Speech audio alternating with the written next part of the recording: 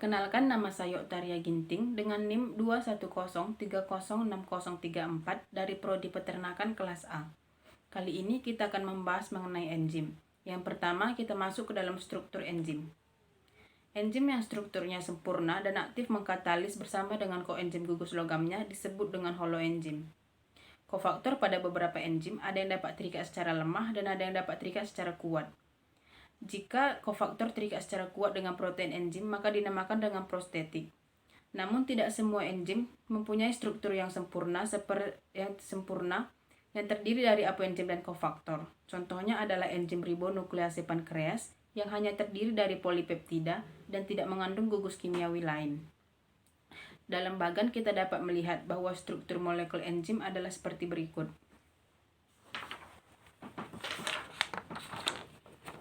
Enzim atau holoenzim terbagi menjadi dua, yaitu protein atau apoenzim dan kofaktor. Selanjutnya, kofaktor juga terbagi menjadi dua, yaitu molekul organik dan molekul anorganik. Molekul organik atau koenzim contohnya yaitu vitamin atau FAD. Kemudian molekul anorganik atau ion logam contohnya adalah Fe2+ dan Mn2+. Selanjutnya, kita masuk ke dalam dua model cara kerja enzim. Yang pertama itu ada model kunci dengan anak kunci. Dapat kita lihat gambarnya, yaitu ini adalah enzim, kemudian ini adalah substrat, dan gambar yang ini adalah kompleks enzim dan substrat. Model kunci dan anak kunci ini diusulkan oleh Emil Fischer pada tahun 1894 yang menyatakan bahwa bentuk molekul substrat dengan sisi aktif enzim serupa dengan anak kunci dengan kuncinya. Kemudian model yang kedua adalah model induced feed. Dapat kita lihat gambarnya. Gambar yang ini adalah enzim, ini adalah substrat, dan ini adalah kompleks enzim substrat. Model induced feed pertama kali diusulkan oleh Daniel E. Koslan Jr. pada tahun 1958 yang menyatakan bahwa terikatnya substrat menyebabkan perubahan konformasi pada bagian sisi aktif enzim. Selanjutnya, kita masuk ke dalam klasifikasi enzim secara internasional. Klasifikasi enzim secara internasional adalah sistem yang menempatkan semua enzim pada kelas utama masing-masing dengan subkelas berdasarkan jenis reaksi yang dikatalisnya. Terdapat 6 besar klasifikasi enzim secara internasional, yaitu yang pertama adalah enzim oksireduktase.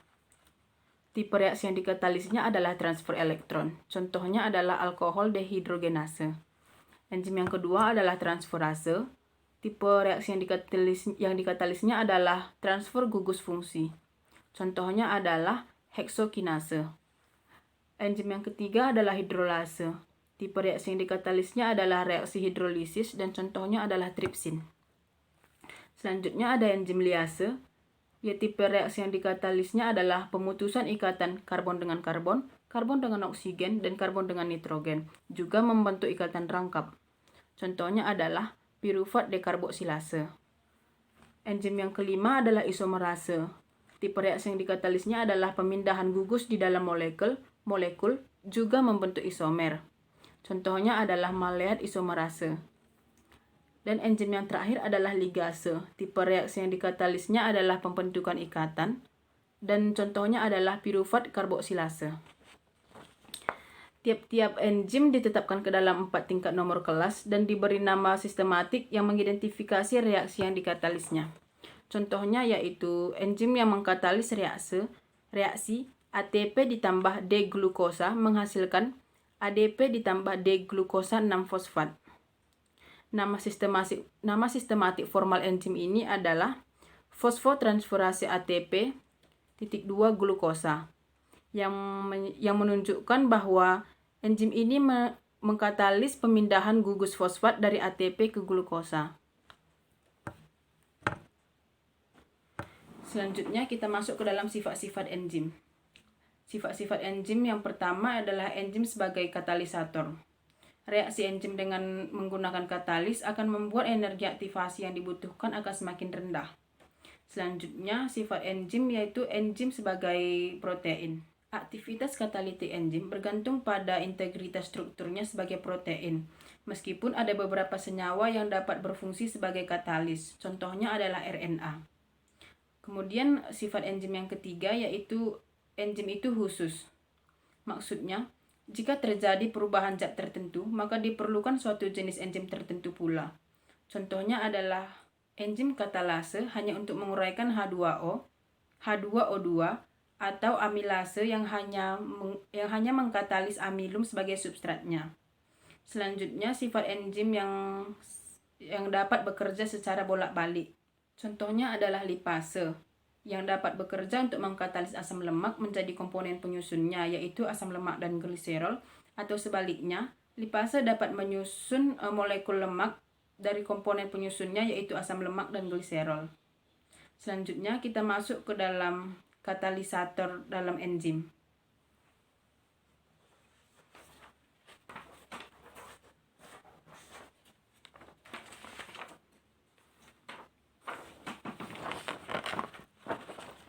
Ini adalah contoh gambar bahwa pemakaian katalisator dan tidak memakai katalisator. Reaksi tanpa menggunakan katalis memerlukan energi aktivasi yang tinggi, sedangkan reaksi dengan katalis memerlukan energi aktivasi yang rendah. Reaksi yang berwarna biru adalah reaksi tanpa menggunakan katalis. Dapat kita lihat bahwa memerlukan energi aktivasi yang sangat besar. Sedangkan garis yang berwarna merah adalah reaksi yang menggunakan katalis, di mana energi aktivasi yang dibutuhkan akan lebih rendah. Katalisator menurunkan batas energi aktivasi reaksi kimia. Pada puncak pembatas energi aktivasi terjadi keadaan transisi. Proses katalisator dalam bekerja yaitu misalnya enzim katalase yang hanya mengandung ion besi atau Fe mampu menguraikan 5 juta molekul H2O2 per menit pada suhu 0 derajat Celcius.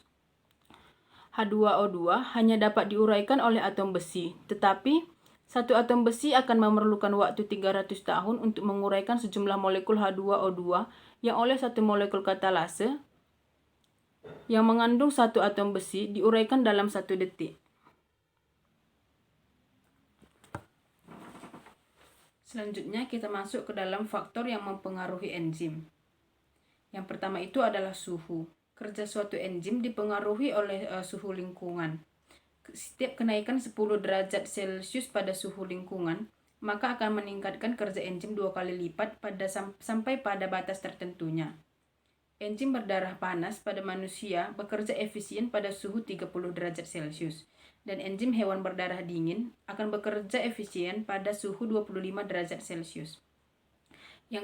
Faktor yang kedua adalah pH, di mana semua enzim peka terhadap perubahan pH dan akan non-aktif pada pH yang sangat rendah ataupun pH yang sangat tinggi.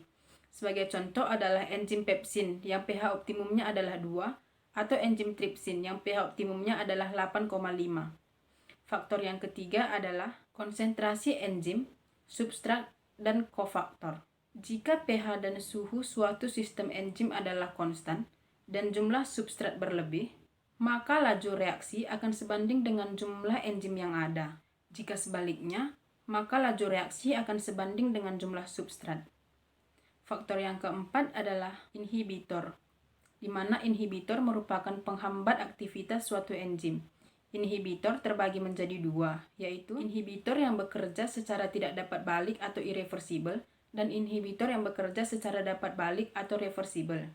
Irreversible yaitu golongan yang bereaksi dengan atau merusak gugus fungsional pada molekul enzim yang penting bagi aktivitas katalitiknya. Contohnya yaitu senyawa disoprofil fluorofosfat atau DFP yang menghambat enzim asetilkolinesterase, yaitu enzim yang penting dalam transmisi impuls saraf. Kemudian reversible dibagi lagi menjadi 2, yaitu zat penghambat yang bersaingan atau kompetitif dan zat penghambat yang tidak bersaingan atau non-kompetitif. Zat penghambat yang bersaingan atau kompetitif mempunyai struktur yang mirip dengan struktur molekul substrat dan dapat dihilangkan dengan meningkatkan konsentrasi substrat. Contohnya adalah dehidrogenase suksinat oleh anion malonat dan oksaloasetat. Kemudian, zat penghambat yang tidak bersaingan atau non-kompetitif dapat menempel pada enzim sehingga bisa mengubah konformasi molekul sehingga menyebabkan inaktivasi enzim. Selanjutnya, kita masuk ke dalam feedback inhibition.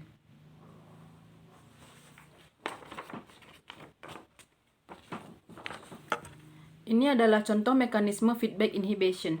Sebelum kita masuk, pada umumnya pengontrolan jalur metabolisme biasanya terjadi ketika enzim pertama dan jalur metabolisme tersebut dihambat kerjanya oleh hasil akhir dari jalur metabolisme tersebut. Penghambatan ini dinamakan dengan feedback inhibition. Kita bisa lihat gambar. Ini adalah A, B, C, D, dan Z. Di mana ini adalah E1, E2, E3, E4, sampai En. Di mana ditulis di sini bahwa E1 dihambat oleh produk Z. Maksudnya adalah pengontrolan model feedback inhibition di mana enzim yang bekerja pada tahap awal atau E1 dihambat kerjanya oleh produk akhir atau Z, memberikan keuntungan pada sel, yaitu organisme tersebut dapat mengatur suplai energi dan mencegah menumpuknya senyawa intermediate atau B, C, D, dan seterusnya selama proses metabolisme terjadi. Kemudian juga ada sequential feedback inhibition atau feedback inhibition yang bercabang. Bisa dilihat gambarnya, di mana C akan bercabang menjadi D dan E, di mana kemudian E1 akan dihambat oleh C, kemudian E3 dihambat oleh Y, dan E3 dihambat oleh Y adalah bagian atas, dan E3 dihambat oleh Z pada bagian bawah. Masih sama seperti feedback inhibition yang di atas, di mana terjadinya penghambatan oleh hasil akhir dari metabolisme tersebut. Inilah yang dinamakan dengan feedback inhibition. Hanya ini yang dapat saya sampaikan mengenai cara kerja enzim. Sekian dari saya ucapkan terima kasih.